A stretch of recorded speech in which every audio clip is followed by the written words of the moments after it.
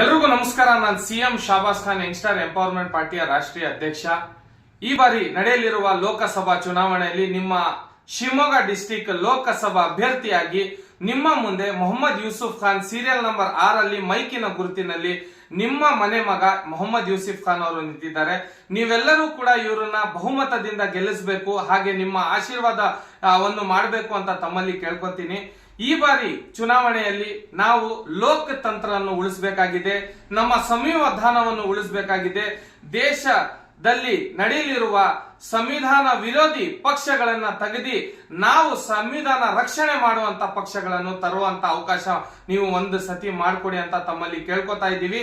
ಈ ಬಾರಿ ನಡೆಯಲಿರುವ ಚುನಾವಣೆ ಶಿವಮೊಗ್ಗ ಡಿಸ್ಟಿಕ್ಕಿನ ಜನ, ಹಾಗೆ ಸಾಗರ್, ಶಿಕಾರಿಪುರ, ಸೌರಭ್, ಬೈಂದೂರು, ತೀರ್ಥಹಳ್ಳಿ, ಶಿವಮೊಗ್ಗ ರೂರಲ್ ನೀವೆಲ್ಲರೂ ಕೂಡ ಸೇರಿ ಮೊಹಮ್ಮದ್ ಯೂಸುಫ್ ಖಾನ್ ಅವರಿಗೆ ಸೀರಿಯಲ್ ನಂಬರ್ 6 ಮೈಕಿನ ಗುರುತಿಗೆ ಆಶೀರ್ವಾದ ಮಾಡಿ ಪ್ರತಿ ಒಂದು ಮನೆಗೂ 5 ಲಕ್ಷ ರೂಪಾಯಿ ತರುವಂತ ಕೆಲಸ ನಾವು ಮಾಡಿಕೊಡ್ತೀವಿ.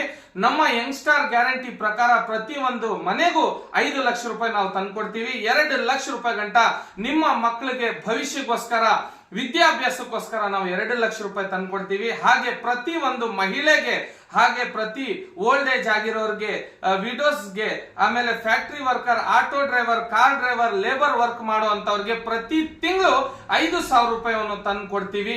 ಹಾಗೆ ಇದರ ಜೊತೆಗೆ ಈ ಬಾರಿ ಈ ಚುನಾವಣೆಯಲ್ಲಿ ಈ ಲೋಕತಂತ್ರವನ್ನು ಉಳಿಸುವಂತ ಕೆಲಸ ನೀವು ಮಾಡಬೇಕಾಗಿದೆ.